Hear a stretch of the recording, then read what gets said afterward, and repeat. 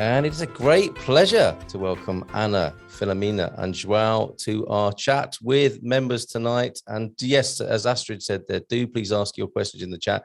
I'm going to get the party started with some introductions, and let's find out a little bit more about our wonderful Portuguese panel tonight, who are going to enlighten us on how we can be exemplary immigrants, expats and foreigners coming into Portugal. Let's find out about them. And in alphabetical order, it's probably best I do it this way. If we can have a brief introduction, where you live, what you do, and maybe we'll kick off straight away with your favorite Portuguese dish as well. So Anna, let's go to Cascais, where I think you live.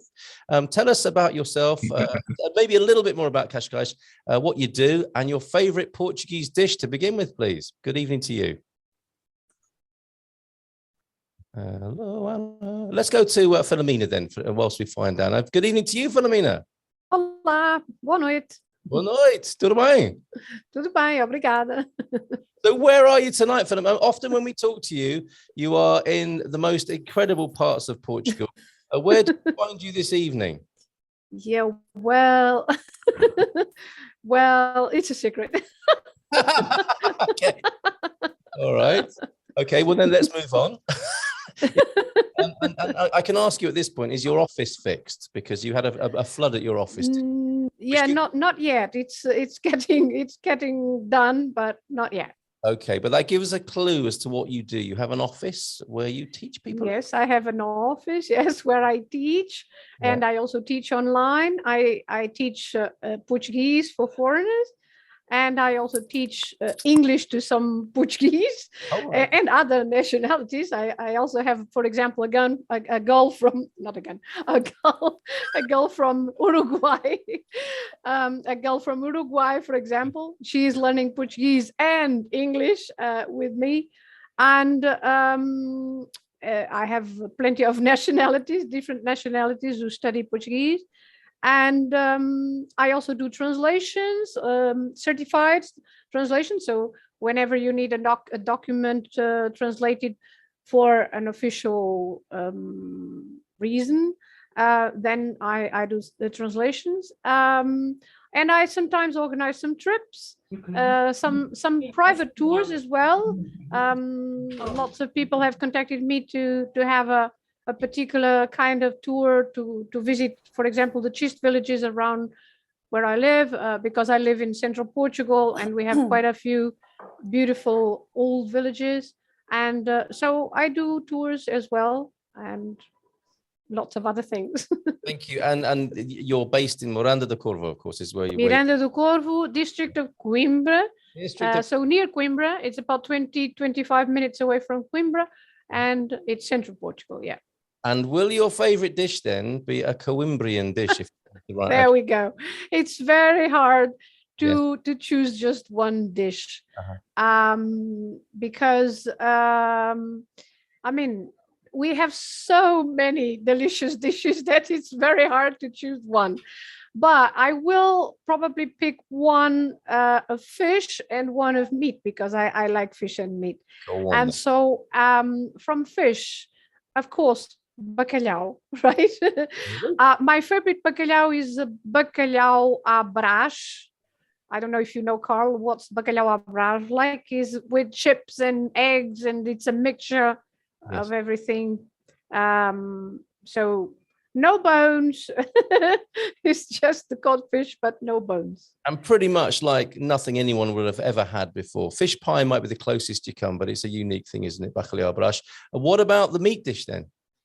Well, the meat, because I am from Miranda do Corvo, of course, our dish is chanfana. So our chanfana is the goat meat cooked in red wine. So it's cooked in a clay pot. It should be in a clay pot, not in any pot. So a clay cooking pot, and it's better if it's cooked in a firewood oven. But if not, it's you can also cook it in the usual oven. Yeah. But yes, it's very, very good. Thank you very much then for opening the batting, as it were. Great to have you here. Thank you for being here tonight. Really appreciate it. It's a pleasure. Anna, how are you doing? Have we got you, Anna? Can you hear me? We can hear you now. That's fantastic. So okay. now it's good.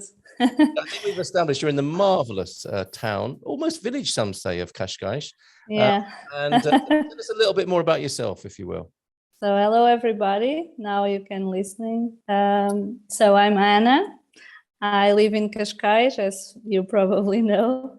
Right now, I'm not in Cascais. I'm in the Algarve because today is my first day on holidays. So Portuguese people go to Algarve sometimes to have holidays. Wow. So right now I'm in Carvoeiro, which is more or less in the middle of Algarve. But I live in Cascais. I was born in Lisbon and I moved to Cascais about 16 years ago. My husband is from Cascais, and so when we decided to get married and to start life together, Cascais won because of quality of life, and we like the relaxed ambience and the charming of the town. And so right now I have Airbnbs that I manage, and that's my job. And I wouldn't change Cascais now for Lisbon because it's really, really good to live here. So excellent. Yes. Sorry about Lisbon. I love Lisbon. It's my hometown, but I prefer it here. It's more quiet. It's more ocean views and ocean life, and so it's more relaxed. And will your favorite dish, thank you for that, will your favorite dish be coming from Lisbon or from It's very hard. I have a good, what we call boa boca, which is a good mouth. I eat everything I love to eat. My favorite dish could be octopus. I like it polvo alagareiro, which is a kind of preparing the octopus. But I also love every type of food that comes in a big pot, like rice with fish, rice with meat, like arroz de pato, which is duck rice, or arroz de polvo, which is octopus rice.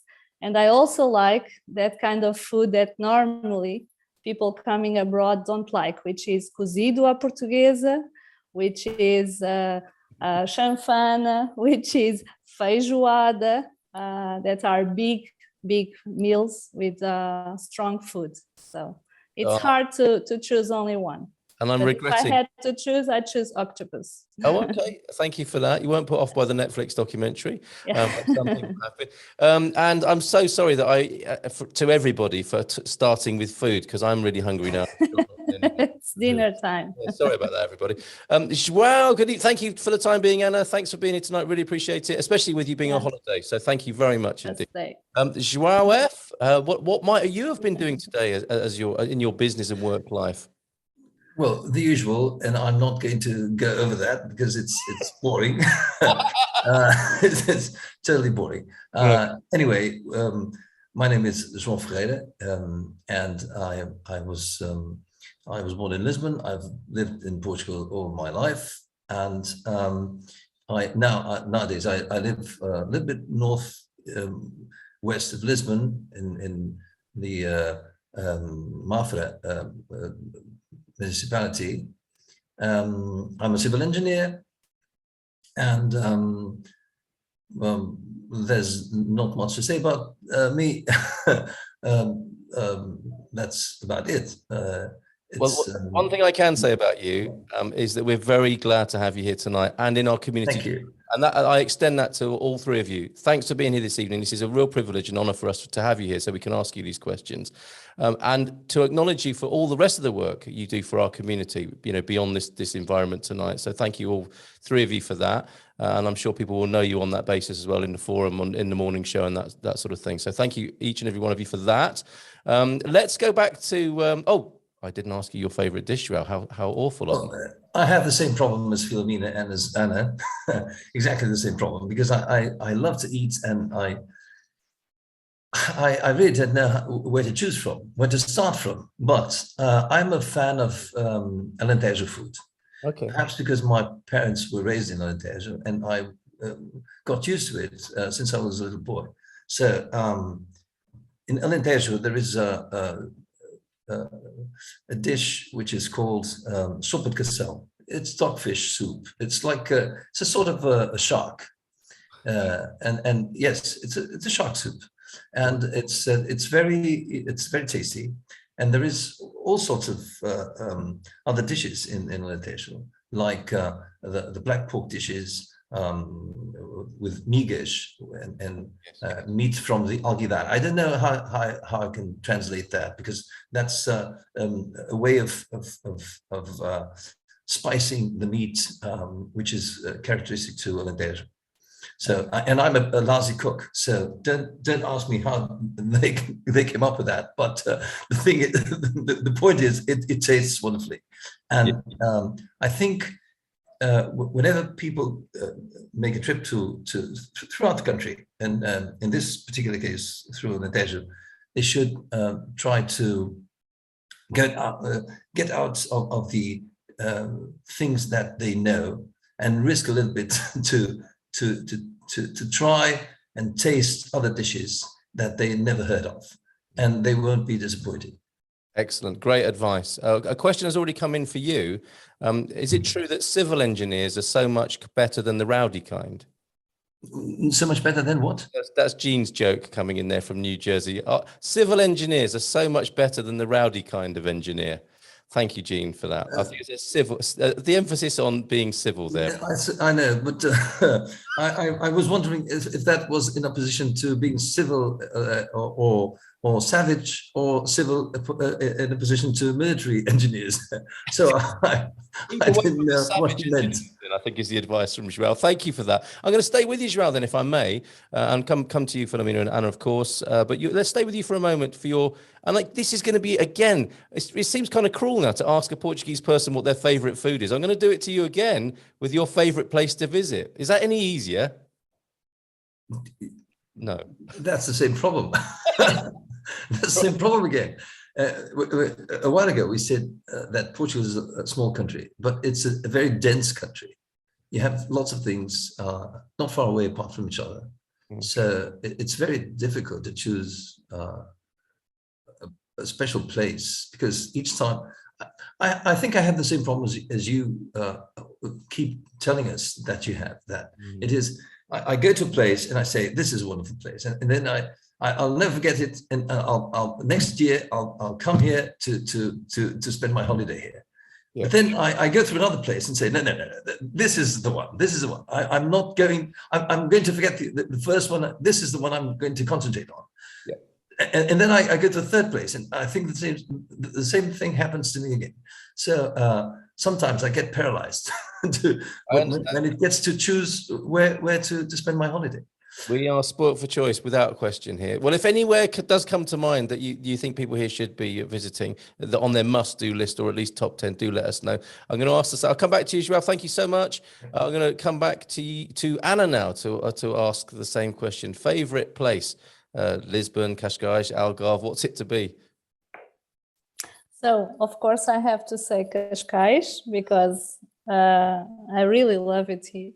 And if you do not know it yet, you should at least visit. But if I had to choose another place, and if you do not allow me to choose Cascais, as I like rural areas more than big cities, it depends on your personality, of course, but I would choose the several little places that you can visit and reach out, which are the aldeias históricas and the aldeias de xisto. They are not far from Filomena. They are in the interior, near the mountains, and they are just little villages which you can enjoy the peaceful, the architecture. Oh, is that Algarve internet that I don't know if everyone's having the same freeze as me. That may well be Algarve Airbnb internet down there in the south. So we'll come back to Anna. Filomena, would you agree? And would you choose? Yes. Okay, the ancient aldeias here in Portugal. Yes, aldeias históricas, as Anna said, and aldeias de xisto are two very, very good choices, because Portugal is not just the seaside. Of course, we have very beautiful beaches. We have a lot to see at the seaside, but we also have many other places in the inner part, as Anna said, of Portugal. Again, choosing one place is very hard, because Portugal being such a small country, you can find a bit of everything. You can find mountain and sea and the city or the countryside, or you can find lots of different things. So, for example, my favorite part to visit, I would say, apart from the cheese villages and the historical villages, the north of Portugal. I like the north very much. I like Minho, Trás-os-Montes, so all the north area. Gerês, for example, because I like mountains very much. So Serra da Estrela, our highest mountain in the mainland, because the highest one is on the island of Pico, but in the Azores. But on the mainland, Serra da Estrela, almost 2,000 meters, almost. Yes, I like mountain, and I like also the north of Portugal. Yeah. Thank you very much indeed. I know it's been difficult for everybody concerned there to pick somewhere. And when you ask your questions later, you might want to probe about places that you've heard of and get an expert view from Filomena, Anna, or João. Let's go back to João then. Thanks, Filomena, for that. And before we do, to any of the first time or new viewers, welcome. And know you're among friends here in the best community on the internet, say Connie and Hank.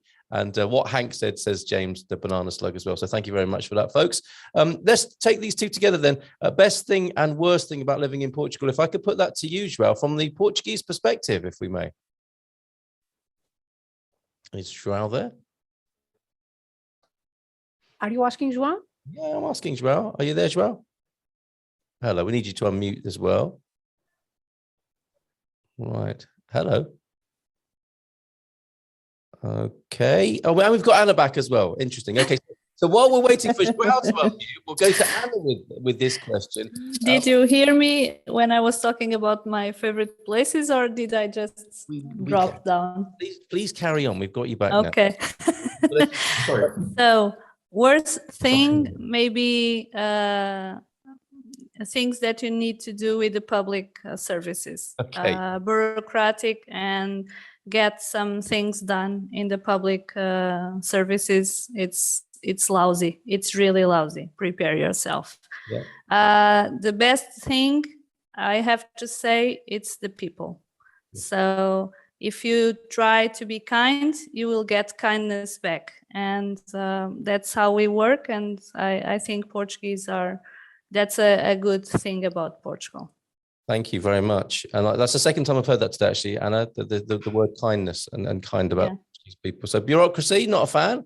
And anyone who might agree with you, having been at the... I think we are genuinely kind. So it's on us. We tend to be helpful and to try to help each other. And I think while we are able to keep it, I think it's our main advantage through all our nationality. So until we mess ourselves, that's the best thing we can do. Yes, or until you find yourselves working in a government office, and then kindness is buried a little bit deeper underneath some layers of something else there. But well said, very honest and frank. Thank you. And that's another Portuguese quality, I have to say. Very frank and honest. How about that, João? Best and worst things from your point of view? Well, I was going to say the same. The best thing about living in Portugal is the friendliness and the kindness of the people. And I think that it all comes down to the fact that we love to think that whoever visits us keeps a good memory of a good remembrance of our country, and has nothing to point out negatively about us, even if that's not possible. But we like to do our best efforts to make it happen. And there's also some other things. I think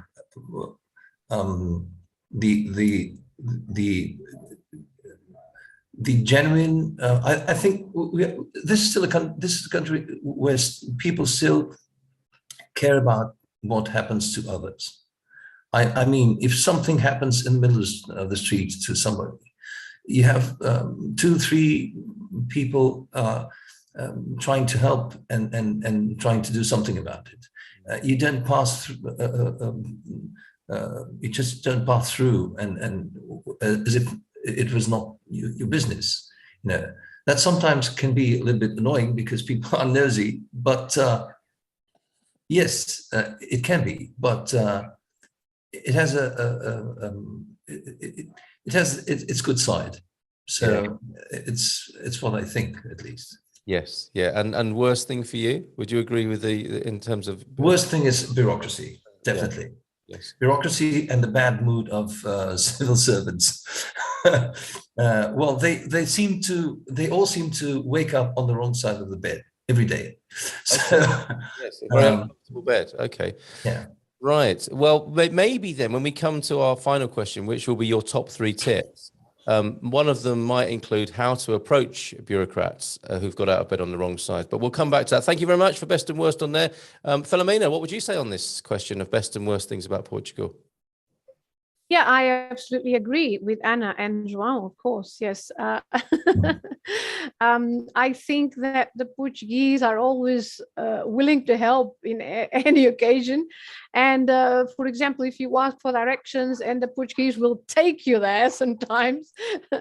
And so, yes, I completely agree. And the worst thing is bureaucracy, yes, and the bad mood, of civil servants. Yeah, I agree. So clearly a nationally recognized thing. And so foreigners needn't take that personally. Maybe they are not Portuguese. It could be it. We might have solved that mystery tonight. Okay, brilliant. All right, we'll come back to tips on maybe how to deal with them then. A serious question now. We'll stay with you with you, Filomena, if we may, for this. Do you think immigration? I mean, we're clearly seeing this call as an indication, isn't it, of the great global interest in Portugal, and we're seeing a rise in immigration, inward immigration to Portugal. Do you think it's? I know it's a broad question, but generally speaking, do you think it's a good thing for the country? Yeah, generally speaking, yes. I think we have always welcomed everybody. I have the experience of, for example, a few years ago when people came from Syria, from the war, from Syria and from Sudan. I had a few students, and we were the first in Penela, or the place where I used to teach. We were the first in Portugal to get a group from Syria. And we like helping others, as it was already said. And so this was another way of helping people in need at that time because of the war. And as we do now with Polish people, for example, sorry, no, not Polish people, with Ukrainian people. With Ukrainian people, we also help a lot. And we do activities to raise money for them in local communities, and we send lots of things to Ukraine. And so yes, in general, for example, if you think of people who come for to live in the small villages, some villages, if it wasn't for the foreigners there, they would be dead, let's say, by now. Yeah. So it's even good for foreigners to go and live in those small villages because they keep the villages alive. Yeah, of course. Well, then that's a wonderful thing. And obviously on the other side of that, in terms of buying property, we are seeing property prices being pushed up, which I suppose is one of the less attractive sides of immigration, but I'm not sure what we can really do about that. Yeah, but as I said to you, Carl, I already said this, I think the market is not exactly the same. In my opinion, I have nothing to do with the market, but in my opinion, I think the Portuguese, a Portuguese would search, for example, for a house in the city or near his or her job, or with public transports nearby. And maybe this is not the case for foreigners. I mean, they would like to have a quiet house in the countryside or far away from everything. So I think it's not exactly the same kind of interest.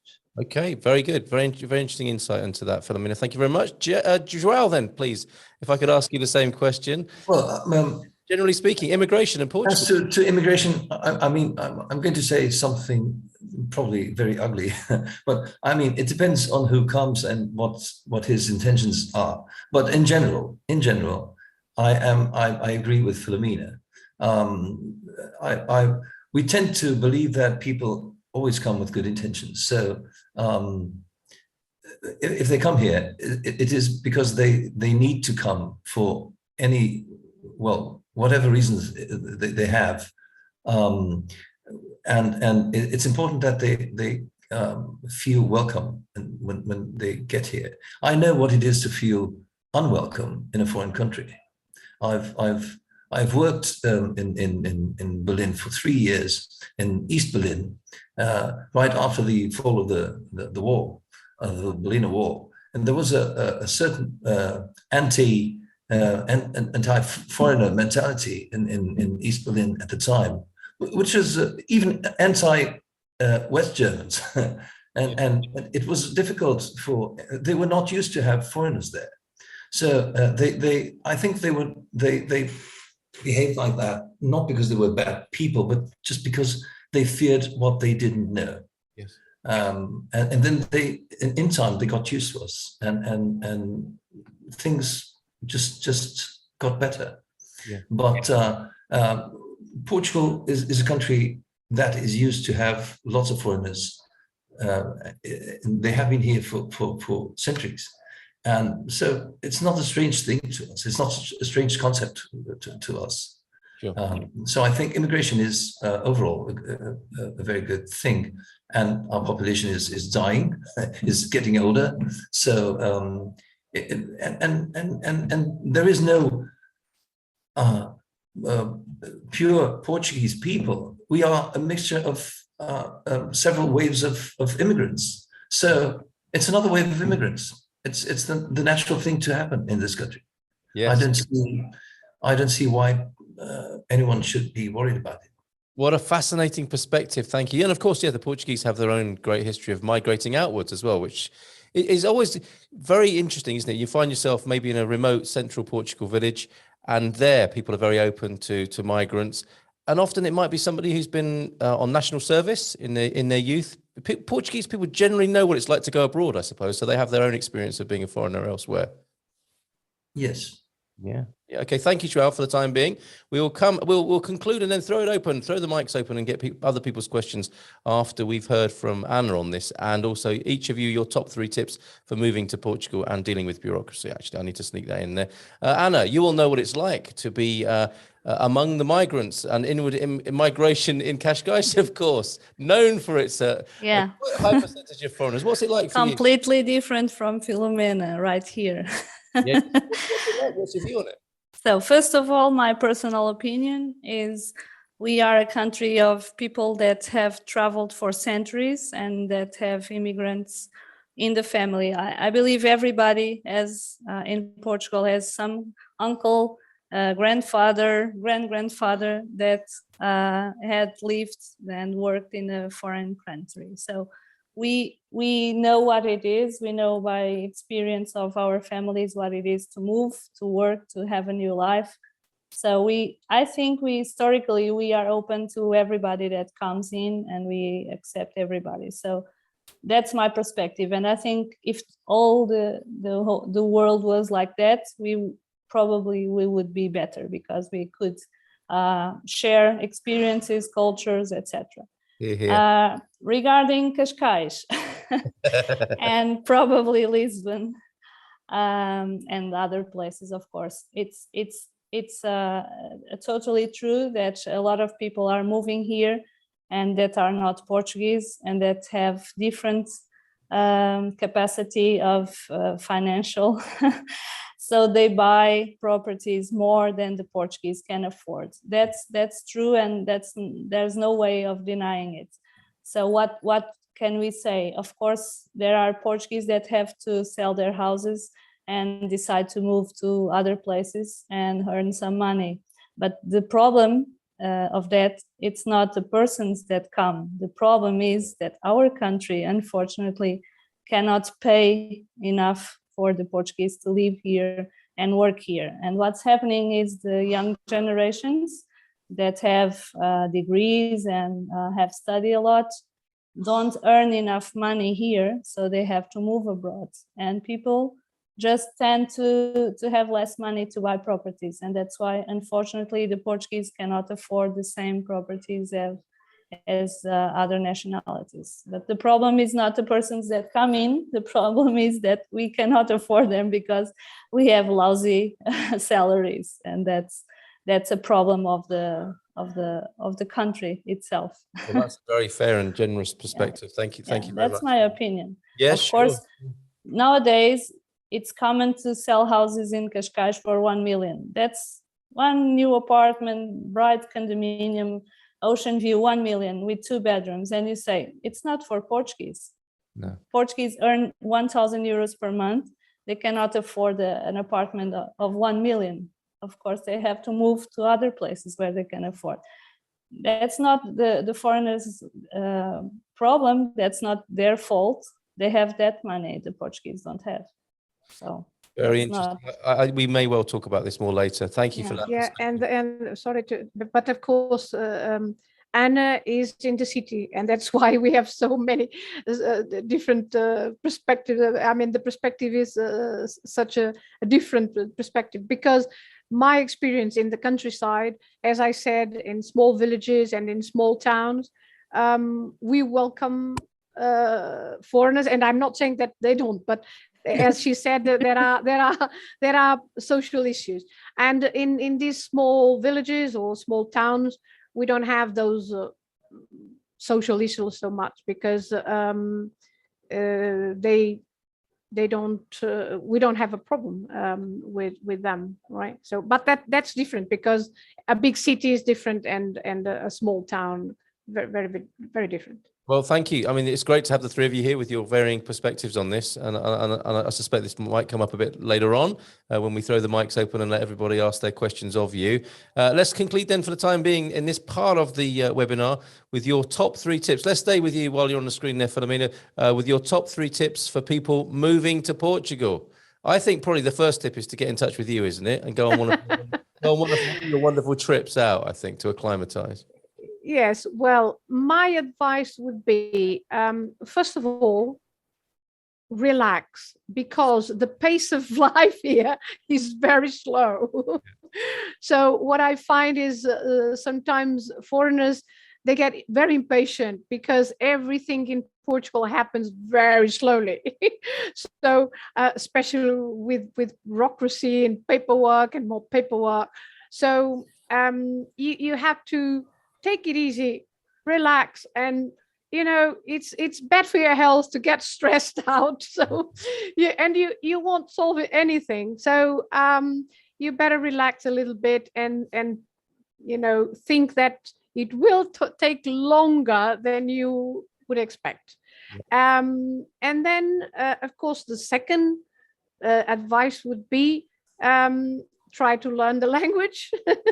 You can also have some lessons with me, of course, but try to learn the language, because I think if you learn the language, and okay, I have never been an immigrant, let's say. I have lived in East Germany as well as João, but I was studying there at the university. I was there for a while, and I had my international projects with schools and worked with schools in several parts of Europe, but I've never been an immigrant, so I don't know that perspective. But I think if you learn the language from the country, or at least the basic from the country where you are, it helps a lot for you to understand what's going on around you.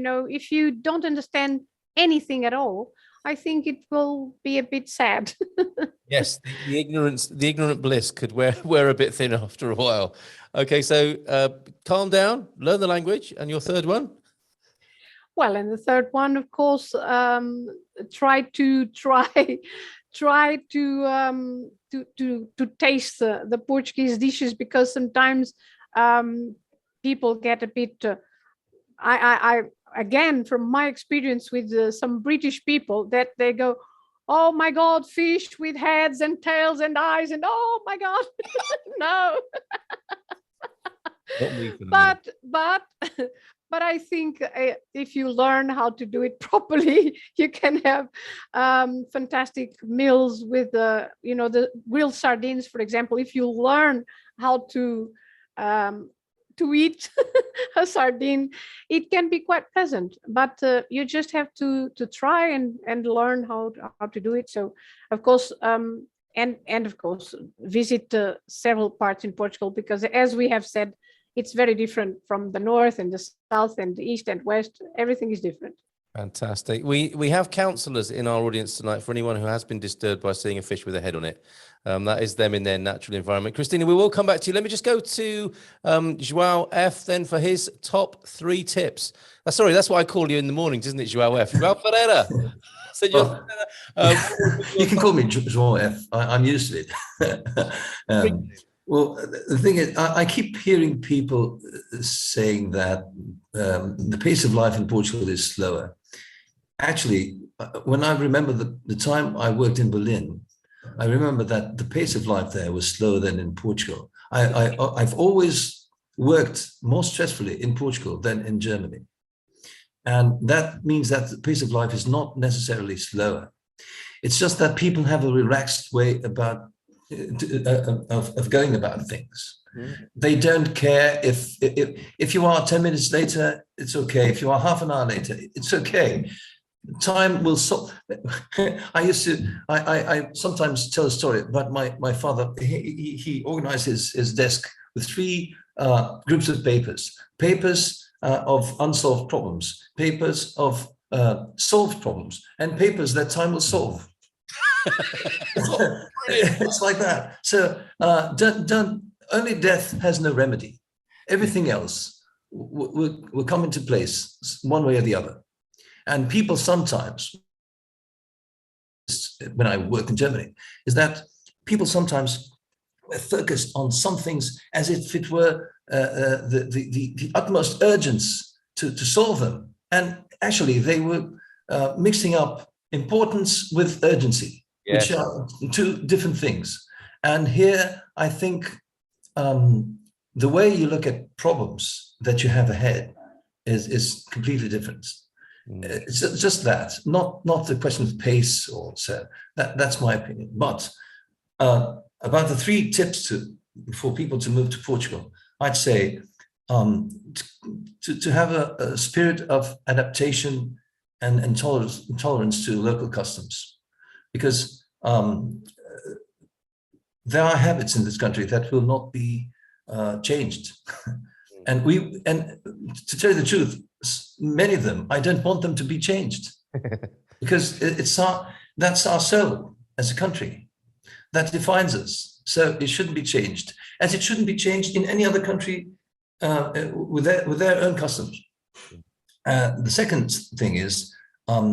Okay, learning the language, I agree with Filomena, brings you closer to the population, and it opens you doors. And even if you don't have a grasp of Portuguese, just the simple fact that you try opens a smile in everybody's face. And people would help you anyway, but then they help you twice as willingly. Yeah. The third thing is don't try to replicate the circumstances of your home country in Portugal, because if you're moving away, that's because you want to leave something back and something behind, and you want to adopt another lifestyle. So don't come here and say, well, I don't have what I had in my home country. I don't have the same public transportation, or I don't have the same health system, or I don't have the same. It's another country. That's why you're moving here. Yep. And I think one of the factors of success of Portuguese abroad, the reason why they generally have achieve a good life abroad is that for centuries we have had this philosophy. In China, live like the Chinese. In Rome, live like the Romans. Yes. Don't try to create a little Portugal in China and a little Portugal in Rome. That's rubbish, and that's the key to be a loser anywhere abroad. Yes. And yes. you get so anxious about that. And if you try to do it, if you get so anxious and so disappointed in every corner that you end up saying, this was my worst decision coming abroad, and so forth. So you come with an open heart, with an open mind, and then you decide, I really made a good decision, or I really made a bad decision. But after you tried really to integrate in the new culture. Fantastic. All great advice, João. Well done, sir. From James to you. Thank you very much for that. Plus a free new filing tip for people as well. I love your father's filing suggestion. I think other people will be implementing that tomorrow. Thank you, João. We'll come to you, Christina and Andrea, after we've heard 3 tips then for moving to Portugal for people from Anna, finally. Yeah. Can you hear me again? Yeah. Oh, I'm enjoying your Algarve sunset as well. Look at that there. Yeah. Oh, thank you. So some of my tips were already said by Filomena and João. So I just remember others. So one is be patient and be kind. That's very important. And be especially patient to paperwork and public services. And the other one is be careful with the traffic. Oh, I know that you think we drive like crazies, but we are not such crazies driving. So we have our own way of driving, and usually it looks like crazy, but it's just different. We like the speed, so be careful with the traffic. That's a lovely kind of lesson for life, isn't it? It's not crazy, it's different. Yeah, it's different. Thank you for that. Anna, thank you so much. Filomena, thank you so much. And João, thank you. Please stick around for some questions. I think people are very keen to ask questions already. Let's go straight to Christina, if we may. Please have a sip of water and a pause for breath, and we'll get our first question from Christina. Go ahead.